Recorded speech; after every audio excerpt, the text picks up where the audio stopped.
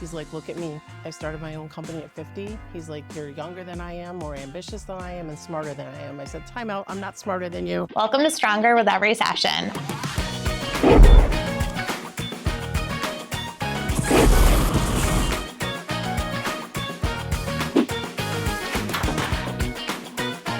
This is your space for candid conversations, deep dives into crucial topics, and practical education you can use to transform your life. Together, we are stronger with every session.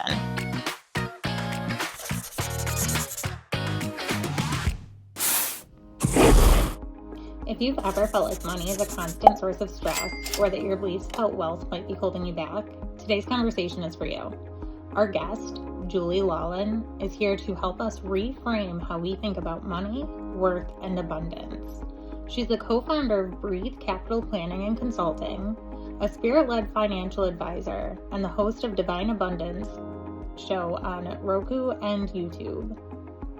Julie's work is rooted in helping people shift out of scarcity and into alignment with their goals, their values, and their vision for a more empowered life.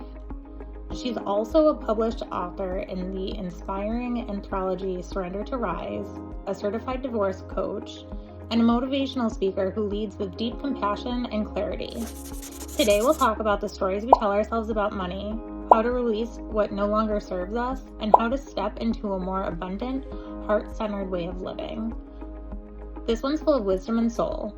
Let's welcome Julie to Stronger with Every Session. Welcome to the show, Julie.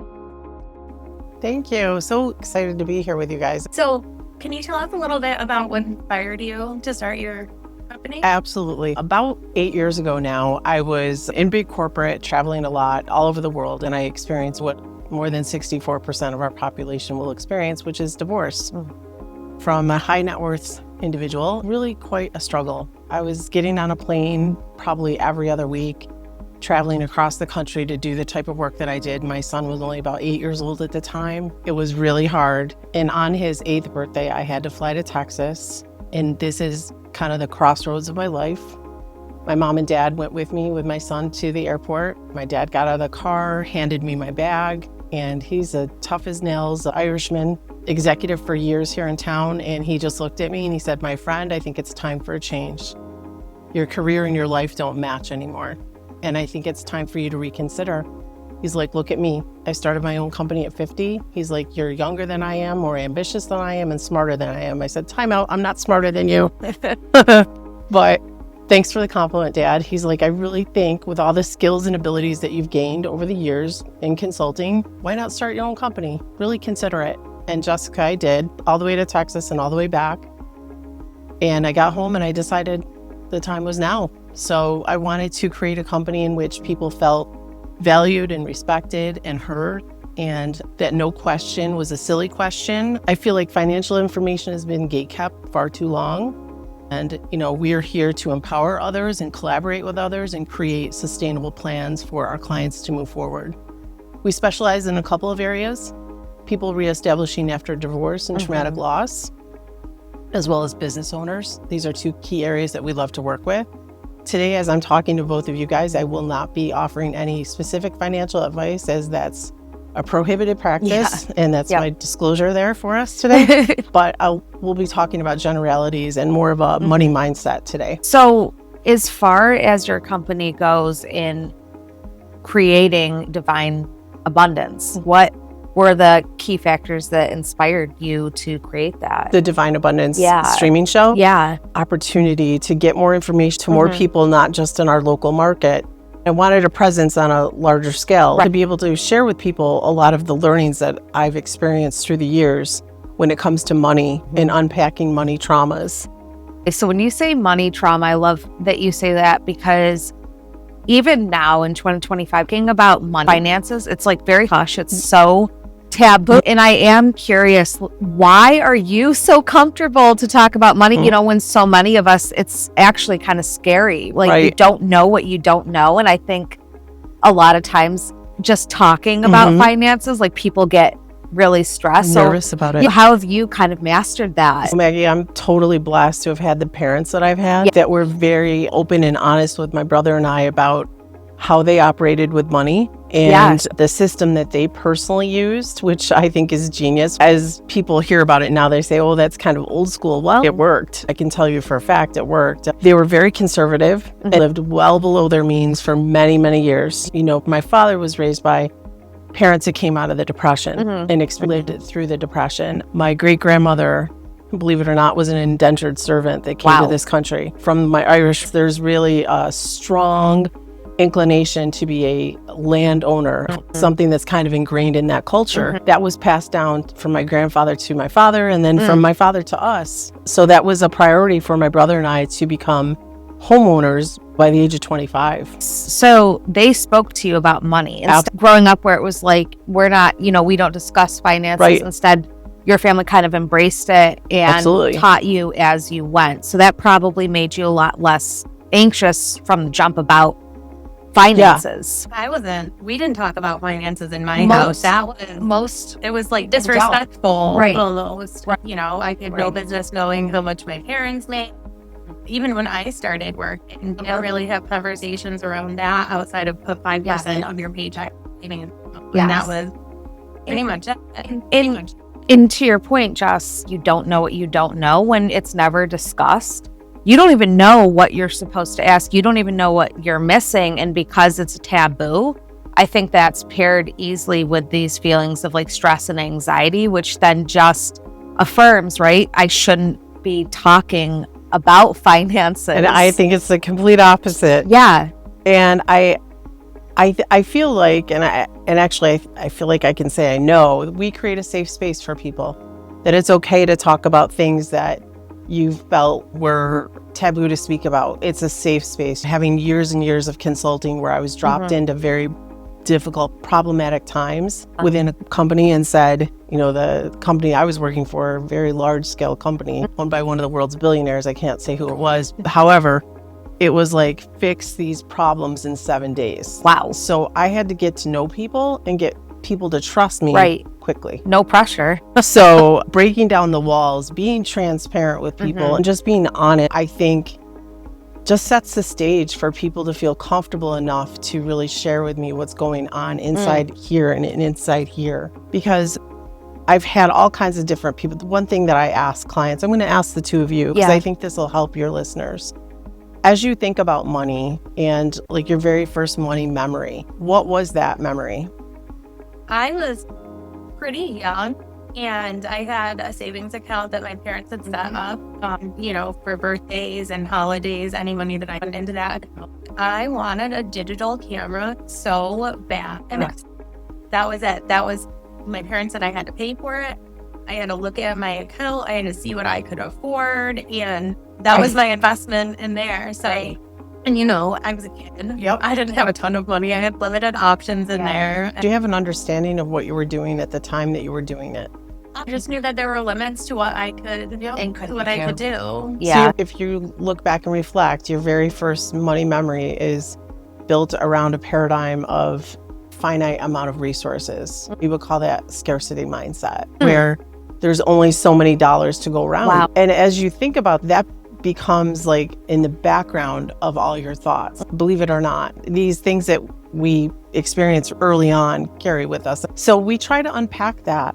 There's some skills and things that we teach our clients to try to tap into what that is. What is it really that you believe about money? Like, what do you really deeply believe about money? I'm excited to, I have experience having my parents have low income at different times. I'm sure that in a lot of ways shaped my beliefs around as well. finances. Yeah. It's interesting that you say that, because I'm thinking of, in my own family, a couple of people that would be considered low income, but lived a very abundant life.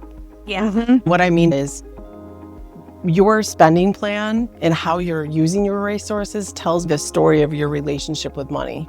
Wow. So as you look at your cash flow and your inflows, like your income coming in, what are you spending? I mean, we all have the essentials, right? Where we live, rent or mortgage, your car, your insurance, all the things that we as humans have to have. Food. Those are essentials. Right.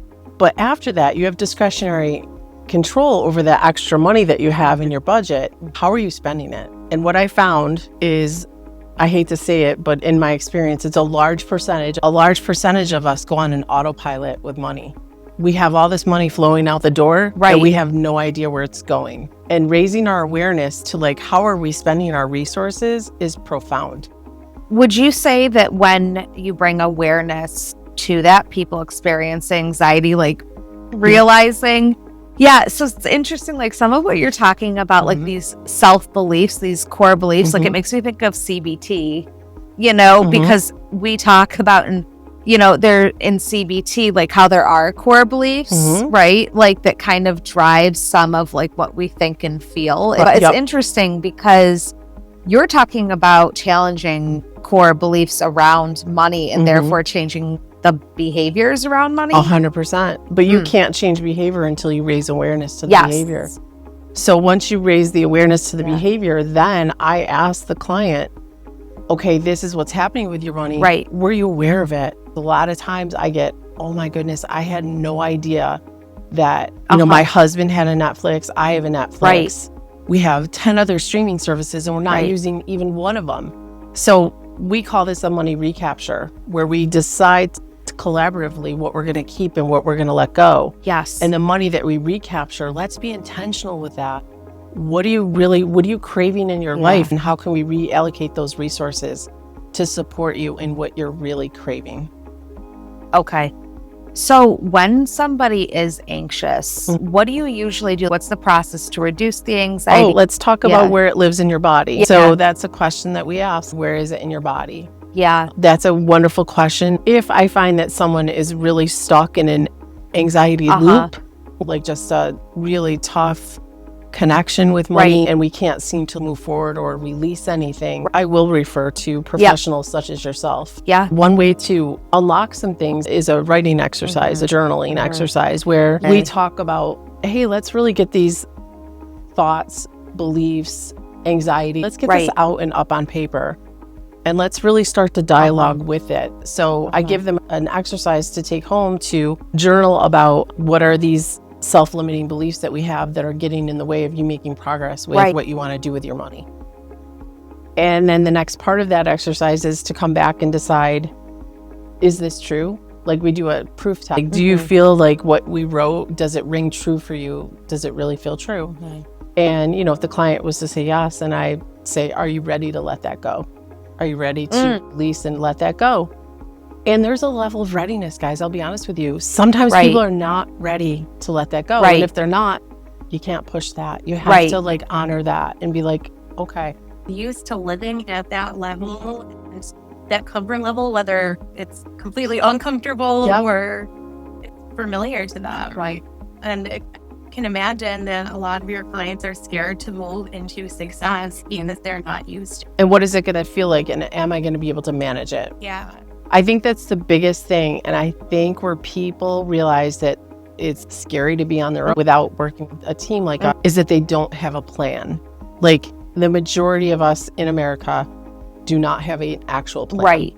And that is the problem, honestly. Budgeting is hard. Anytime that I've sat down and wrote a budget, the next couple of days, I'm like, I didn't think about that. I didn't think about this. We take you through like where we take people through like an actual exercise where we have an Excel spreadsheet and we've thought of pretty much everything. We're going to ask you questions about things that you're like, I didn't even think of that. Like, how much does it take to maintain your car even? Right. We don't think about those things, but we do get our oil changed a few times a year, right? Or we do have to put tires on or brakes. You have to maintain what you have. Everything's going to obsolete. That's what manufacturers do. They build things that obsolete them. That's how they make money. So are we going to plan for that? Like, I think what happens is a lot of people don't have a plan. What we teach people is to have a 5% overflow in your main account, meaning you have some extra money sitting in your main account to handle anything that comes your way that you may not have thought of. When you're talking about budgeting and these little tips and tricks, as far as the beliefs go, can you speak to what are some outdated beliefs that people held around? Well, and I'll just take you guys back to the exercise that Jessica, thank you for participating with that. One time I asked a client, like, what was your first money belief? And she said, my grandmother slapped my hand when I went to go take money out of my piggy bank and told me money was evil and bad. Ooh. So imagine unpacking that, right? Yeah. So that's just an example of things that I've heard over the years. Some of the outdated beliefs that Like our grandparents, they might have thought of certain things. Trying to think of one that just is really super outdated.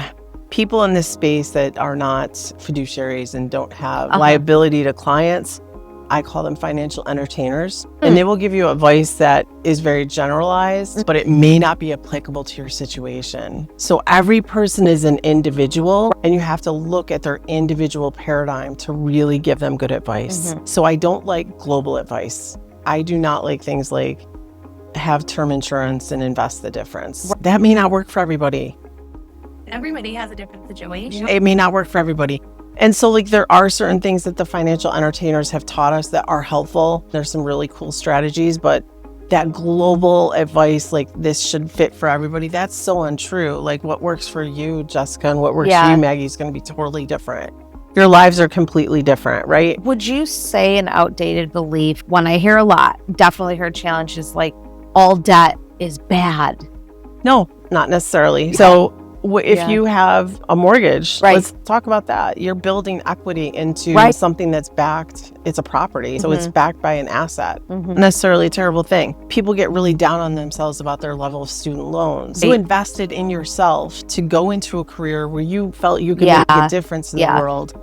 And investing in yourself is never a bad idea. I do see people do it to an extreme level where they never then take action. That could be problematic. Investing in oneself as far as education and being able to attain a higher status or a higher... Not all debt is bad. And like not all business debt is bad.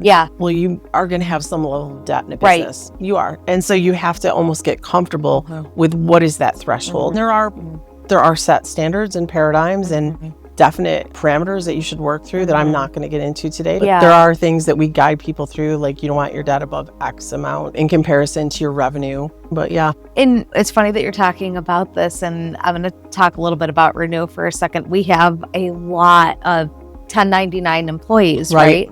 And when I think of therapists, math and finances, like it's like oil and water, right? Like, and I can't speak for every therapist, but a lot of us, that part is it's really, really challenging. And having something like Breathe that exists, to help you with that piece can be profound, like whether it's the community, just individuals in the community, small business owners, or like 1099 employees that like maybe they do need a little bit of support in that, that's not something that I had ever thought of when I had started out in private practice. I didn't even know that was a thing. Now you're also a certified divorce coach. Yes. Can you talk a little bit about that? Recently, because we work with so many clients that have experienced divorce, we wanted to have a deeper understanding and additional services to offer them as they went through that process. In the certified divorce coaching, I can help people pre-divorce, like they're considering divorce and they're kind of going through that paradigm, or post-divorce, anywhere in that continuum. And that really is about helping people envision the end of the path. Because as you're in divorce, you think this is never going to end. It's eventually going to come to an end. So when you're going through it, you want to think with the end in mind. A lot of times people get stuck in their emotional mind and not their wise mind. And they make decisions from the emotional side that they later deeply regret. So part of the idea of coaching is to help people make really great decisions and really prepare you for the time with your attorney so that you're making very good, you get a very solid ROI on the money that you're putting with the attorney, because we'll have you fully organized before you head into your attorney.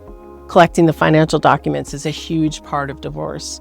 Having a clear understanding of what you're facing, I think, is something we can help people with on the coaching side. And then just making really good use of the time with the attorney. I can tell you that I've worked with some people in Texas recently, and the attorney in Texas called me and was like, "Who are you?" He said literally from meeting 1 to meeting 2, after the client met with you, it was like meeting with a different client. And he felt very encouraged that they could make forward progress. Because as you're experiencing divorce, if you're coming in with a high emotional state, it's going to be difficult for your attorney to navigate that with you.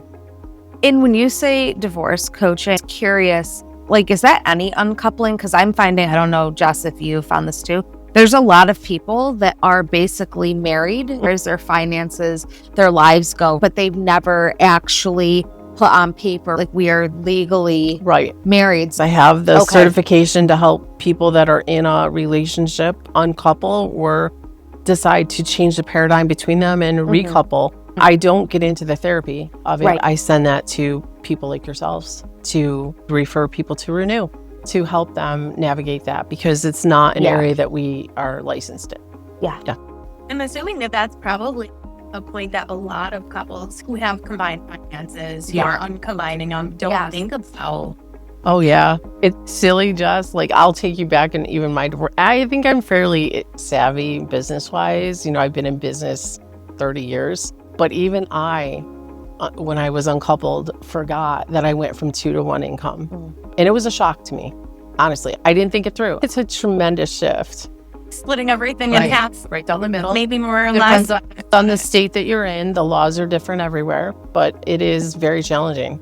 And it doesn't lower many of your life expenses. No, your expenses don't change. So for me, I decided in my married situation, I was living a very high life, a very expansive, elaborate life. And I made a conscious decision to live extremely under my means after getting divorced by design. And I'm really grateful that I did that. Instead of going out and buying another big house with a huge mortgage, I bought a townhouse. I have one child. He had the bigger room than I did. I gave him the big room. He had his own bathroom. We managed just fine. And I also knew that I was traveling at the time. I probably couldn't manage a lawn. So I put a lot of thought and effort into how do I want my life to look like as I move forward. It gave you power and control, though, instead of feeling probably like, oh, everything's changing. You were intentionally thinking about what was best for my child. That was my biggest priority. So speaking about divorce, I was wondering, you know, a little bit something I know about you, Julie, is you can help people who have experienced financial abuse. And I would love to talk about this because as a therapist, we discuss like the cycle of abuse, right? There's really not much about financial abuse, not something that many people think about in the abuse cycle, in domestic abusive relationships. Insidious. Financial abuse can look like this. It can look like your spouse withholding information about their income. It can look like your spouse committing you and them to financial obligations without your knowledge or consent. It can look like one person managing all the finances and refusing to have conversations with the other party. That is all abusive. One thing that makes me think of too is like stay-at-home parents who don't have that income, and you know, found that in a lot of situations they have either an allowance or they have to ask for the things that they want or need. I think that actually keeps a lot of couples together in situations that they otherwise would have split. So we've worked with quite a few people that are, you know, stay-at-home parent, whether it's male or female. We've seen it both sides, right? What we encourage is a comprehensive budget for the family so that the family has an overall main account where all the main bills are paid. And then a wonderful thing, guys, that we teach people about are having expense accounts. You know, one for you individually, one for your partner individually, and then a household account. Yes, and this is like it's a small thing, but it's a huge thing too. Right. Because we actually encourage you, and it is all based on overall economics, right? So it's based upon a percentage of income that's reasonable within the overall framework of the budget. It's different for every single person, but what could we reasonably afford in this expense budget, and what could we put in this person's expense account? How much should we be putting in the family account? The way that we come up with this is as we're working through your numbers, we're looking at how are you spending, right? So we talk about, okay, pizza nights, time out with the kids, all these things. Let's put that into a family expense account that we both have access to, that we both can spend from. And then we load an account for the mom and the dad. You say, okay, we really want you to spend that on yourself, like not on the kids. Would you say then that sounds off an alarm for you if one party is unwilling to share finances with the other spouse or set up that joint account, or like one person has full control But I feel like there should be transparency. Lack of transparency is a problem. Yeah. Sounds like full control, but full conversation too. Totally. Full communication. It's a joint. You have to think of yourself. Marriage is a company. It is a business contract. Like when you get down to it, if you read the fine print of what you're signing up for, it is a business contract. You're actually in business together if you think about it. So like, would you withhold this information from your business partner? No way. You would not. You wouldn't do that. So if you start to think about it in those paradigms, because you're in this together, you're either going to rise or you're going to sink together. And you don't want to be working against each other. There's enough going on against us outside the wall of this building that we as a couple and as a family unit need to work together. The spirit of everyone feeling valued and everyone feeling appreciated, regardless of what their role is in the family dynamic. It's important. What would you say to somebody who's experiencing financial abuse? Where would be a good place for them to start?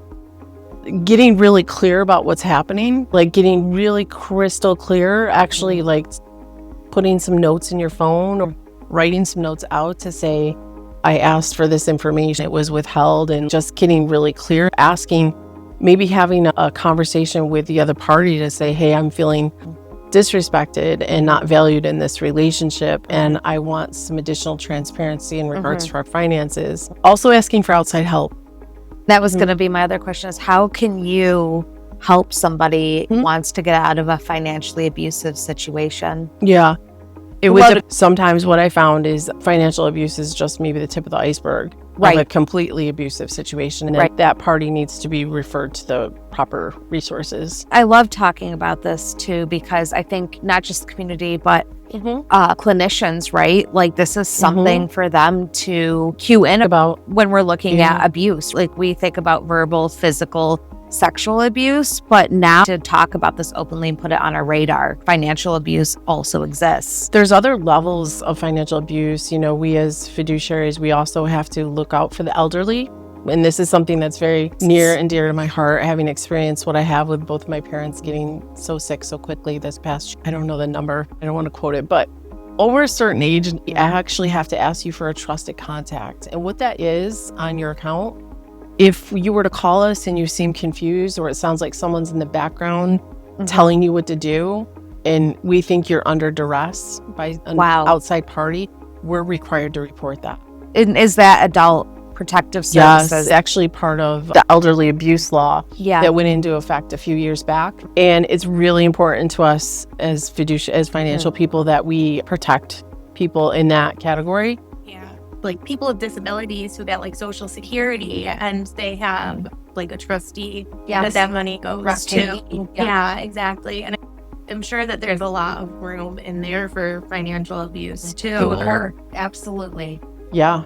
If that's ever suspected, you guys are mandated reporters. Absolutely. Yeah. But I think this is great because you're talking about also the elderly population, right? So it's not just young people that need help with finances. You guys can help anybody at any point with think one area that we've realized that we really love, that we kind of just like discovered it together organically, because as you acquire clients, your clients start to age along with you, right? It's like they like you were a certain age and our clients are growing up too. And we had some clients recently get close to retirement or retire. And we found that we love the planning work that's really required about 3 to 5 years before you retire, really set up your assets in a great way so that you're fully ready for retirement and you don't have questions, because retirement is a big transition. You go from, earning your money and that's the way that you pay for everything, to then you've amassed a level of money in investments or different things that you hold, and then you're redistributing your wealth back to you. That's a very unique thing. There's a lot of tax implications. There's a lot of things that go on. Your healthcare changes. So many things change. So it's like we encourage people, if they're getting close to that, to give us a call. We feel like we are actually pretty good at that. And we enjoy it. We love it. That's really important. A lot of people don't understand retirement. I don't understand retirement. I do not have a firm understanding of how that would look. I always thought, like, I'll never retire. I'm older than both of you guys, and I'm like, yeah, I might retire. I actually might retire someday. But I've asked some friends, 1099 employees, hey, what's your plan for retirement? Because you wonder about that, right? And they're like, oh, I'm never going to retire. Like, that's usually the response I get, but you don't know. But the problem that we all have is that anything could happen to us. Right. And not to be doom and gloom, but statistically 1 in 4 of us, so there's 4 of us here, Oh no. are going to experience some level of disability before we get to retirement. That could take you off track for being able to retire. And that's a leading cause of bankruptcy in America. It's just this is a personal story, but I have a son that after I had such bad pain that I couldn't go back to work, kept extending my leave, trying to figure out what was going on. I ended up having 2 major surgeries. I was out of work for an entire year. Yes. And the majority of that was without any income. I couldn't figure out how to make that work. I'm a big believer in disability insurance. Yes. Yeah. I believe that if we haven't saved enough money to replace our income, and who can really do that? Not many people. Right. So like if we can't do that, you have to transfer that risk to an insurance carrier. While private disability plans do not cover normal pregnancy, it will cover extenuating circumstances. Right. So you had surgery post-pregnancy that was above and beyond. A lot of times I encourage people to consider, have you looked at your insurance? What insurance do you have at work, if any? Some corporations will offer, if you're a W-2, not 1099, right? They will offer some level of disability insurance. They will offer some level of life insurance. Yeah. The problem with those benefits is if you leave the organization, you often lose those. Right. So oftentimes I'm encouraging my clients, let's review that. Do we have the Right. proper life insurance? Do we have the proper disability insurance? What I've gone through this past 2 years, guys, huge proponent of long-term care insurance. Right. Like after I've seen what I've seen with both of my parents, we are just really blessed to have had the resources to get through what we had to get through. But my heart breaks because in that, and I don't want to cry, but in experiencing what I saw many people that could not afford the proper level of care for their parents. And that's devastating. There are solutions for that. New York doesn't really offer standalone long-term care policies because it's so expensive, honestly, here to have that. But there are some products out there that will protect you for long-term care events. I encourage my clients to be educated about what's available to you. I'm not saying you absolutely have to do it, but you should know what's available to you. But so people can even come to you for things like that. Absolutely. We do it all. So we do insurance planning, we do investment planning, and we do full fiduciary financial planning, as well as we offer small to medium-sized businesses, business consulting help as well. Amazing. So we do it all. Thank you. It's been fun talking to you guys. I feel like time is flying. I know. Last fall. So what direct effects on mental health have you seen from your work as far as mental situations go? You know what I've seen? I've actually seen underlying mental health concerns that actually manifest through what I'm seeing going on with the money. So it actually helps me tap into like maybe a deeper level problem sometimes. And when we encounter that deeper level problem, we have a few people that we refer our clients out to for additional support, therapy, and help. Because we know we can't be everything to all people, but we want to put people in a better situation as a result of meeting us. So we will often refer people back out and they will go through that and then come back to us eventually. If we see toxic repeating patterns with money that are putting them in a really uncomfortable, horrible situation, we will call it out and we will lovingly encourage them to get the help that they need for that. So something like excessive spending, which many times is something therapists we look at, right? Impulsive, excessive spending might tip us off. There's something going on. Yeah. I've seen a couple of things I can't speak directly on because it would really be a little bit too specific. Right. I've seen some really tough things, guys. And I've raised my awareness enough with patterns that are toxic to know that this person needs additional resources for sure. And then we refer that right out. It does manifest like any underlying problem that we have, both in our body, but in our emotions, right? It'll manifest through your whole life. And I'm so glad that we're having this conversation because I never hear about mental health and finances. Oh, it's critical. It's not a common discussion. So this is wonderful. But even thinking about bipolar, people who experience mania or Yes. ADHD, those are all things that tie into that impulsive. So Absolutely. it makes a lot of sense when you think About it. Right. So and I'm sure that is really a life-changing moment once they realize that that's something they tie in together and they're able to get help so that they gosh, yes, I've had people that have made tremendous strides in their life and they're in a completely different place now. And they got the help that they needed and the time that they needed, and they were able to move forward. And it's truly, it's inspiring to That's inspiring. What do you have? so much. So Divine Abundance is going to continue to keep flourishing. In fact, I would love to have you guys on the show on Divine Abundance. We do stream on multiple platforms. We're on YouTube, we are on Roku, and that's continuing to grow. So Love that. would love to have both of you. That'd be so fun.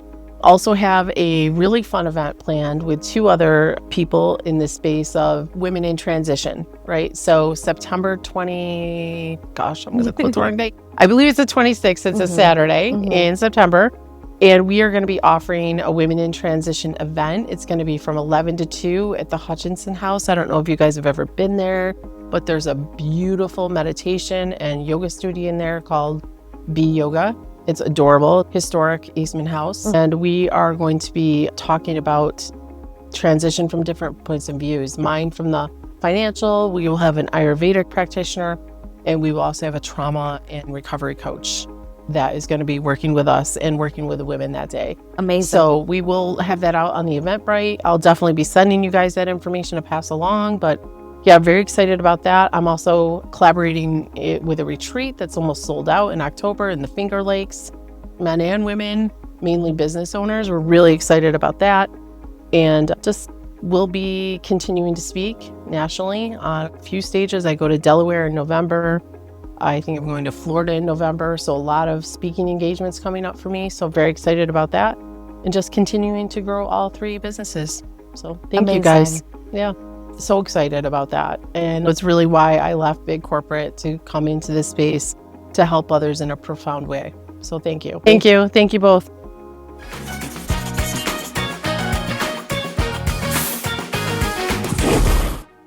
Thanks for joining us today on Stronger with Every Session, a podcast by Renew Hope and Healing. If today's episode taught you something new or helped you see mental health in a new light, share it with somebody else to help them grow too.